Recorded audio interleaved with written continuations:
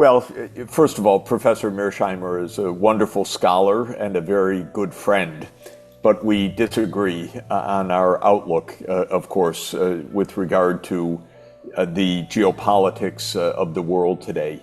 He thinks that conflict is pretty much inevitable because great powers clash. I believe that it's possible to get along because I don't think that there are fundamental differences of interest between the United States and China. In fact, I think the relationship is a positive sum relationship. China's well-being is good for the United States. U.S. well-being is good for China. There is no deep reason for conflict. China's growth, its technological advance improves the U.S. economy. The U.S. Growth and advance improves China's economy.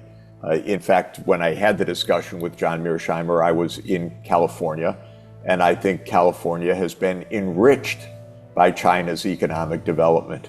A lot of people have made a lot of money based on China's economic growth, a lot of investments, a lot of very efficient production, for example, of my Apple iPhone. You know, it's produced in China. It's sold to countless millions of consumers around the world. It's good for Apple. It's good for us consumers.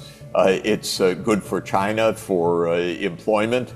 This is how economics works. It's mutually beneficial. Well, they were very surprised to hear that because we hear every day that China's bad for the United States. And this is simply a mistaken concept, but it plays into fear and it plays into ignorance. And the U.S. official propaganda is that China is a threat. In fact, we even hear people talking openly about war with China within the next few years. Of course, I think that this is grotesquely irresponsible. There is no cause of war at all. This kind of talk should be absolutely not undertaken by responsible officials. The U.S. foreign policy is based on the idea of hegemony, that the U.S. must be the dominant power in every region of the world. But if you aim for that, you're bound to be in conflict with other powerful countries. It's quite clear that American foreign policy is failing everywhere.